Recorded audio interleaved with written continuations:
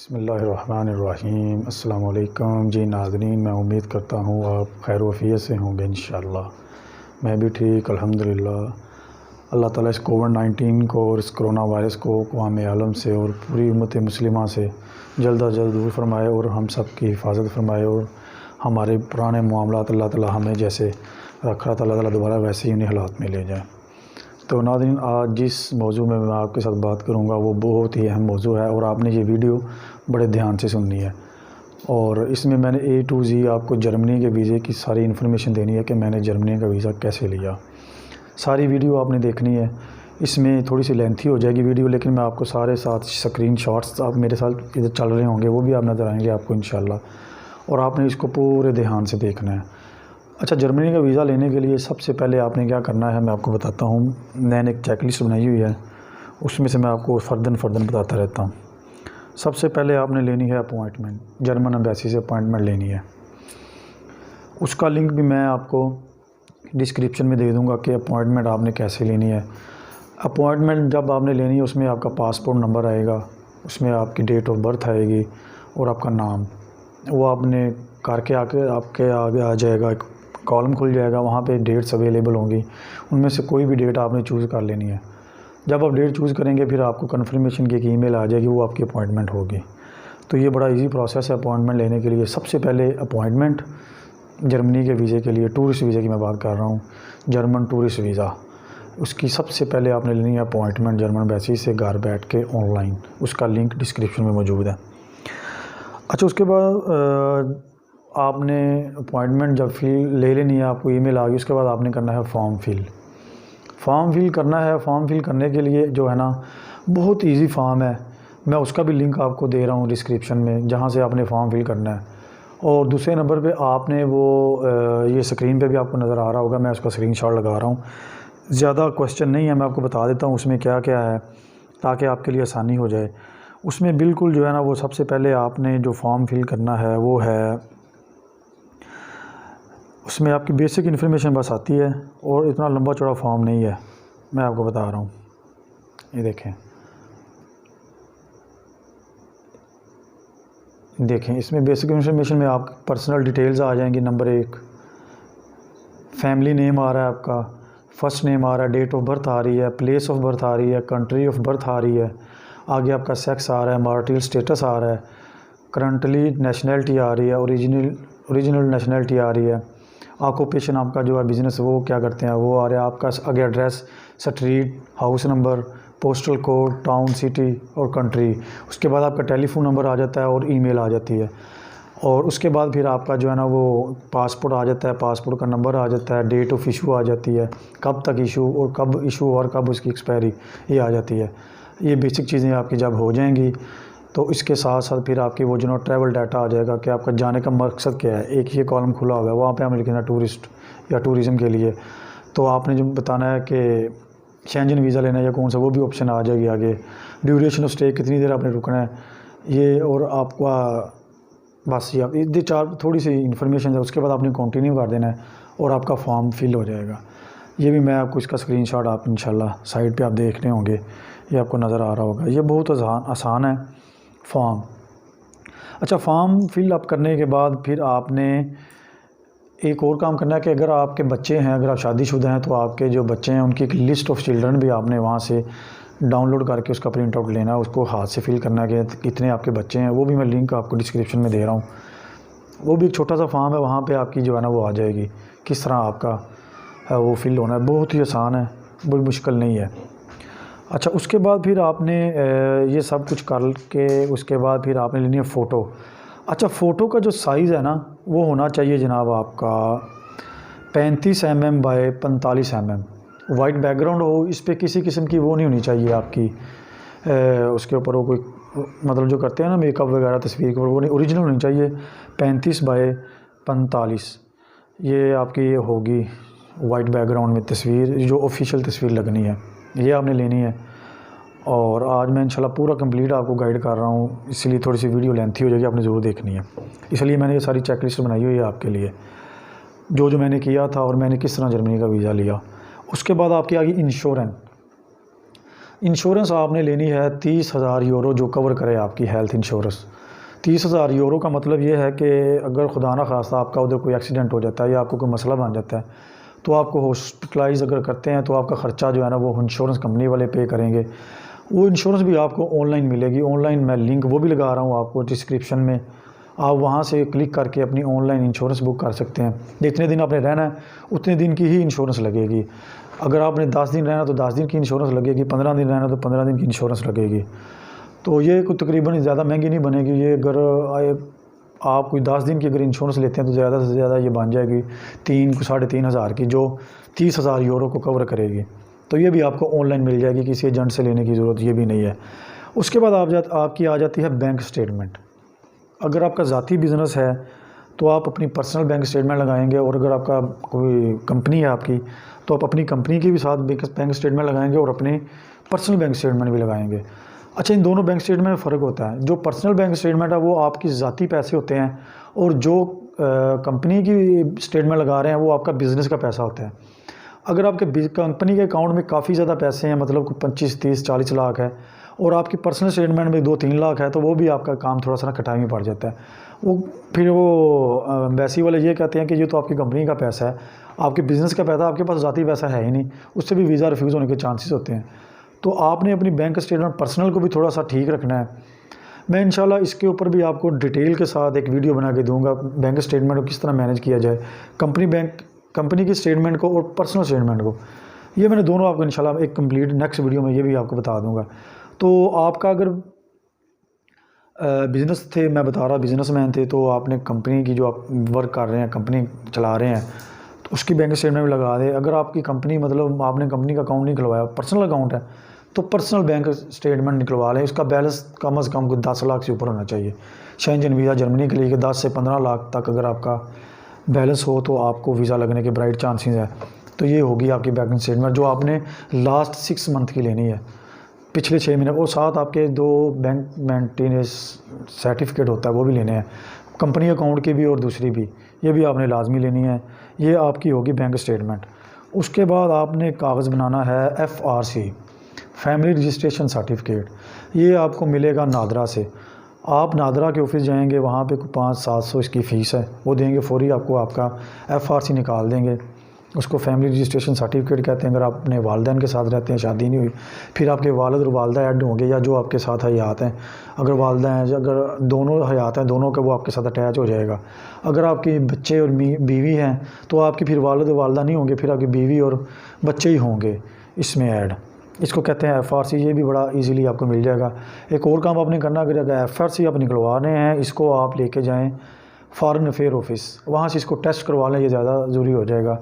वो एक आपसे वो 25-30 रुपये फ़ीस लेंगे, उसके टिकटिंग पर लगा देंगे और आपको वो स्टैंप लगा के, मैं अभी आपको दिखा रहा हूँ ये जो FRC इधर मेरा मैंने उसका बताया कैसे टेस्ट होता है, ये आपको स्क्रीन पे नज़र आ जाएगा। इसको मैं ये लगा दूँगा, ये भी आप देख लें। तो वो भी हो गया। उसके बाद आपके आ जाते हैं जी सपोर्टिंग डॉक्यूमेंट्स। सपोर्टिंग डॉक्यूमेंट्स में आपने लगाना है कि अगर आपके पास कोई प्रॉपर्टी है, कोई जायदाद है, कुछ भी है आपका, मतलब आपके पास गाड़ियां हैं, मोटरसाइकिलें हैं, जो मतलब कंप्यूटर में जिसका रिकॉर्ड एग्जिस्ट करता है, उनकी आपने फ़ोटो कापियाँ ले लेनी है। और ये सारा जो भी डाटा में लेना, A4 साइज़ में आपने इसकी फ़ोटो कापियाँ लेनी है, अच्छे पेपर पे A4 साइज़ बड़ा छोटा नहीं होना चाहिए, A4 साइज़ में लेनी है। और उसमें आपने सारी अपनी प्रॉपर्टी के डॉक्यूमेंट्स कोशिश करें कि उनको आप इंग्लिश में ट्रांसलेट करवा लें। इंग्लिश में ट्रांसलेट करवाने के बाद फिर आप उनको यूज़ कर लें, और ये भी साथ लेके जाएं, और ये भी आपके लिए फ़ायदेमंद साबित होंगे। मैंने ये भी साथ लगाए थे। उसके बाद आप अगर अपना बिज़नेस कर रहे हैं तो फिर आपको चैम्बर ऑफ कॉमर्स का सर्टिफिकेट भी देना पड़ेगा, और NTN देना पड़ेगा, नेशनल टैक्स नंबर देना पड़ेगा, और टैक्स रिटर्न्स भी देनी पड़ेंगी 1 साल या 2 साल की पिछली। अगर आपका ज़ाती बिज़नेस है तो ये आपको देना पड़ेगा। उसके बाद आपने एक वीज़ा रिक्वेस्ट लेटर लिखना है। वीज़ा रिक्वेस्ट लेटर क्या होता है मैं आपको बताता हूँ। इसको कवरिंग लेटर भी कहते हैं, वीज़ा रिक्वेस्ट लेटर भी कहते हैं। अगर आप बिज़नेसमैन हैं तो आपकी कंपनी का एक लेटर हेड होता है जिस पे आप मतलब सारा कुछ करते हैं। उस लेटर हेड को आपने A4 साइज़ में प्रिंट लेके उसके ऊपर आपने एक वीज़ा रिक्वेस्ट लिखनी है, टू जर्मन एम्बेसी, जिस तरह एक दरख्वास्त फिलअप करते हैं उसमें आपने लिखना है। उसमें आपने बताना है कि मैं ये काम करता हूँ, ये मेरा बिज़नेस है, मेरी मंथली इतनी इनकम है, इस तरह मैं पहले इन मुल्कों में गया हुआ हूँ, अब मैं आपके मुल्क में आना चाह रहा हूँ और मुझे वीज़ा ग्रांट किया जाए, मैं इतने दिन रुकूंगा और इतने दिन में मैं जहाँ जहाँ आपने जाना है, जितने दिन का जाना, अपने प्लान सारा आपने उसके ऊपर लिखना है। और साथ अगर आप लिख सकते हैं कि पूरी चेकलिस्ट के मैंने ये डॉक्यूमेंट साथ लिख दिए हैं, अटैच कर दिए हैं, वो भी ज़्यादा बेस्ट हो जाएगा। अगर नहीं भी लिखते लेकिन कोई मसला नहीं, लेकिन आपने सारा प्लान, सारी आपकी इन्फॉर्मेशन उसमें बतानी है, अपना पासपोर्ट नंबर उसमें बताना है और अपना आपने वो सारा डाटा उसमें बता देना है कि मैं इतने पैसे महीने के कमा रहा हूँ, ये मेरे मतलब कंपनी है, ये सारा कुछ नीचे आपने अपनी स्टैंप लगा देनी है और उसको कर देना है आपने साइन। तो ये भी देख लें, मैं इधर लगा रहा हूँ अपना कवरिंग लेटर, ये भी आपको इधर नज़र आ रहा होगा, ये भी आप देख सकते हैं, इसकी भी मैं इंशाल्लाह आपको कॉपी लगा देता हूँ। उसके बाद आ जाता है कि आपके पास जितने भी पासपोर्ट्स हैं उन सब की आपने फ़ोटो कापी करवानी है। अगर आपके पास 2 या 3 पासपोर्ट हैं, सारे आपने उनके इन और आउट की स्टैम्प्स पे आपने फ़ोटो कापी करवानी है A4 साइज़ में। A4 साइज़ में जब आप करवा लेंगे, आपके वीज़े की कापियाँ भी आ जाएंगी और इन आउट की स्टैम्प्स, ये भी आपने करवा के साथ लेके जानी है A4 साइज़ में। अच्छा जी, ये भी हो गया। उसके बाद आपने लेनी है फ़्लाइट रिज़र्वेशन। फ़्लाइट रिज़र्वेशन मैंने पिछली वीडियो में बताया था आपको कि फ़्लाइट रिज़र्वेशन कैसे करते हैं। अगर आपसे नहीं हो रही, किसी भी एजेंट से 500 रुपया दे के आपने जो प्लान बनाया हुआ है उसकी आप एक डमी टिकट ले लें। उसको ख़रीदना नहीं, परचेज़ नहीं करना, उसको आपने बस वो ना एक उनकी रिक्वायरमेंट होती है कि आप फ़्लाइट रिज़र्वेशन दें, तो उसको आपने दे देना है। ये भी कोई इतना इशू नहीं, मतलब 500-600 में एजेंट आपको डमी टिकट बना देगा। उनको भी पता होता है कि ये ख़रीदी नहीं हुई, ये सिर्फ रिज़र्वेशन है, बस एक डॉक्यूमेंट है, वो उन्होंने उसको ज़रूरी किया हुआ है। उसके साथ आगे आ जाती है जनाब आपकी hotel booking. Hotel booking confirm होनी चाहिए आपकी। होटल बुकिंग फ़ेक नहीं लगानी चाहिए कभी भी आपको किसी बड़े मुल्क का वीज़ा लेने के लिए, ये मेरी आपको एडवाइस है। हमेशा जब भी आप बड़े मुल्क का वीज़ा अप्लाई करें, उसकी होटल बुकिंग पे करें, पैसों के साथ कंफर्म करें, उसकी बुकिंग डमी नहीं होनी चाहिए। मैंने तो जैसे ऐसे किया था, हॉस्टल वर्ल्ड की ऐप पिछले मैंने बताया वीडियो में किस तरह करते हैं, उसमें मैंने वो कर लिया, उसको होटल बुक किया, हॉस्टल बुक किया, उसके अंदर फिर मैंने वो तकरीबन 1 नाइट के पैसे वो लेते हैं आपसे, बाकी आपका जो होटल बुक होता है वो उधर जाके प्रॉपर्टी पे जब पहुंचते हैं तो वो आपसे पैसे ले लेते हैं, जितने भी आपके यूरोज़ या जो डॉलर जो होते हैं वो बने होते हैं। तो होटल बुकिंग जब भी आपने वीज़ा अप्लाई करना है उसको कंफर्म पैसे पे करना है। आपने किसी एजेंट की बात नहीं माननी कि हम वैसे कर देते हैं, इसका कोई फ़ायदा नहीं, ये वो, ये एक बहुत बड़ा प्लस पॉइंट है, क्योंकि ये एक तरह का आपका इन्विटेशन बन जाता है कि आपके पैसे पे हो चुके हैं, होटल कंफर्म बुक है आपका। और वो जब आपसे एम्बेसी वाले उधर आपकी ईमेल या आपके फ़ोन पे वो आपका कमरा या आपका बेड पूछे तो आपका उधर वो बुक होना चाहिए। अब वो बुक तभी होगा जब आपके पैसे पे होंगे। तो मैं तो ऐसे ही किया था, ऐसे ही मैंने वो जर्मनी का वीज़ा लेने के लिए हॉस्टल बुक किया, होटल नहीं बुक किया, हॉस्टल के अंदर एक बेड बुक किया, उसके तकरीबन $7-8 मैंने पहले पे किए और बाकी पैसे मैंने जाके जर्मनी में उनके जब प्रॉपर्टी पे पहुंचा तब दिए थे। तो ये भी आप मेरी पिछली वीडियो देख लें, वहाँ पे मैंने डिटेल के साथ बताया हुआ है किस तरह आप होटल बुकिंग कर सकते हैं। अच्छा जी, अगर आगे आ गया जनाब आपका वो, अगर आप एम्प्लॉय हैं किसी कंपनी में, फिर आपको एनटीएन की ज़रूरत नहीं पड़ेगी और ना ही आपकी वो ज़रूरत पड़ेगी आपको सर्टिफिकेट की, चैम्बर ऑफ कॉमर्स की। फिर आपने कंपनी का जो लेटर हेड है उसका जो है वो लेना है आपने, जिस कंपनी में जॉब करते हैं उस कंपनी के लेटर हेड से आपने अपने सीईओ या मैनेजिंग डायरेक्टर से आपने उसके साइन लेने हैं कि ये बंदा हमारे पास जॉब कर रहा है, इतनी इसकी सैलरी है, इतनी देर से कर रहा है, ये उसमें वो ही सारा प्लान लिखना है उनके लेटर हेड पे आपने, और नीचे कंपनी के साइन और आपने स्टैम्प करवा देनी है। और उसके बाद ये आपने अपनी पे स्लिपें भी साथ लगानी है, भी 6 महीने की आप अपनी ज़ाती बैंक स्टेटमेंट लगाएंगे, क्योंकि आपके अकाउंट में हर महीने उस आपकी सैलरी आ रही है, वो भी आप लगाएंगे, साथ अकाउंट मेंटेनेंस सर्टिफिकेट लगाएंगे अगर आप एम्प्लॉय हैं तो। अच्छा, ये हो गया। उसके बाद जनाब आपने क्या करना है, अब आपने जाना है ये सारी फाइल को A4 साइज़ में प्रिंट आउट लेके आपने चला जाना है एम्बेसी। एम्बेसी आपका इंटरव्यू होगा, इंटरव्यू में वो आपसे वो पूछेंगे कि सबसे पहला क्वेश्चन आपसे करेंगे कि आप वहाँ क्यों जाना चाह रहे हैं। आपने बताना है मैं टूरिज़म के लिए जाना चाह रहा हूँ, घूमने फिरने के लिए जाना चाह रहा हूँ। वो अगला क्वेश्चन आपसे पूछेंगे कि आप क्या करते हैं, आपने बताना है जो आपका बिज़नेस है। अगला क्वेश्चन आपसे पूछेंगे कितने दिन रुकना है, वो आपने बताना है आपने जितने दिन रुकना है। ये मैं आपको सारा इंटरव्यू अपना ज़ाती बता रहा हूँ जो मेरे साथ उन्होंने किया। फिर वो आपसे पूछेंगे कि आप जर्मनी ही क्यों जा रहे हैं, फिर आपने उसकी रीज़न देनी कि जर्मनी क्यों जा रहे हैं। फिर आप बताएंगे कि मैं इस तरह पहले इन मुल्कों में घुमा हुआ हूँ, अब मेरा इरादा था कि मैं यूरोप को ज़रा देखूँ, तो मैं अब जर्मनी के फ्रैंकफर्ट सिटी देखना चाहता हूँ, मैं इसका दूसरे सिटी देखना चाह रहा हूँ, जो भी हैं दूसरे। और जिन सिटी में आपने जाना है उनकी मशहूर जगह भी आपने नेट से सर्च करके तैयारी करके जाना है कि मैं उधर ये भी देखूँगा ये भी देखूँगा। बल्कि कोशिश करें अगर आप 10 दिन के लिए जा रहे हैं तो पूरे 10 दिन का प्लान अपने दिमाग में उसकी तैयारी करके इंटरनेट से सर्च करके आप उधर जाएँ कि मैं पहले दिन ये जाऊँगा, दूसरे दिन मेरा ये प्लान है, तीसरे दिन ये प्लान है। उसको सारी तैयारी करके आपने उनको बताना है अपना सारा प्लान। फिर वो आपसे पूछेंगे आपकी इनकम कितनी है, आप बताएंगे मेरी मंथली इतनी इनकम है। फिर आपसे पूछेंगे अगर आपका बिज़नेस है कितने एम्प्लॉय हैं, आप बताएंगे मेरे इतने एम्प्लॉय हैं।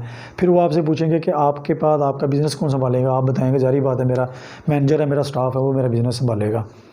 फिर वो आपसे अब पूछेंगे आपकी शादी हुई है, आप कहेंगे जी हुई है, तो बताएंगे कि बच्चों के बारे में बताएंगे, अपनी वाइफ के बारे में आप इन्फॉर्मेशन बताएंगे। अगर नहीं हुई तो आप कहेंगे मेरी शादी नहीं हुई।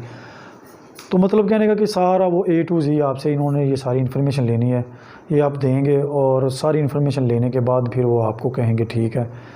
मेरा तो उसने 2 दफ़ा इंटरव्यू लिया, पहले उर्दू में इंटरव्यू लिया, उसी के बाद उसने कहा कि अब इंग्लिश में। मैंने कहा ठीक है वाई नॉट।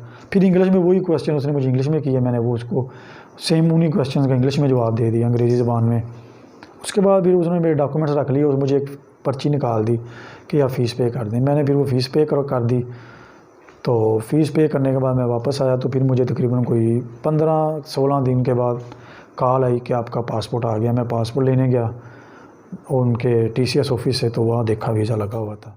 तो ये बहुत ही एक ईज़ी प्रोसेस है, ये आप ख़ुद वीज़ा लगवाएं। तो इंशाल्लाह अगर आपके कोई क्वेश्चन है या मतलब आपने कोई हेल्प लेनी है, आप मेरे व्हाट्सएप पे भी रब्ता कर सकते हैं, मेरे इंस्टाग्राम पे फॉलो कर सकते हैं, कमेंट्स में पूछ सकते हैं, मैं सबके सवालों के जवाब देता हूँ। और इसके बाद फिर मैं आपको बताऊंगा कि यूक्रेन एयरपोर्ट पे मेरे साथ क्या हुआ, वो भी इंशाल्लाह एक स्टोरी है, वो भी मैंने आपको बतानी है। मैं जब यूक्रेन गया वहाँ पे क्या हुआ ये भी आपको बताऊंगा। तो अगर आपको मेरी वीडियो अच्छी लगे सब्सक्राइब करें, शेयर करें और साथ बेल आइकॉन को भी प्रेस कर दें ताकि मेरी आने वाली तमाम वीडियोज़ का नोटिफिकेशन आपको बर वक्त मिल सके। मैं आपको ये सारी इन्फॉर्मेशन अपने ज़ाती तजुर्बात की बुनियाद में दे रहा हूँ और मैं उम्मीद करता हूँ कि इंशाल्लाह आप मेरे तजुर्बात से मुस्तफ़ीद होंगे। तो इंशाल्लाह आपसे नई वीडियो में फिर मुलाकात होगी। तब तक के लिए इजाज़त। अपना और अपने अहलो याल का, अहले मोहल्ला का, अहले इलाका का बहुत ख्याल रखिएगा। मुझे अपनी दुआ में याद रखिएगा। अल्लाह हाफ़िज़।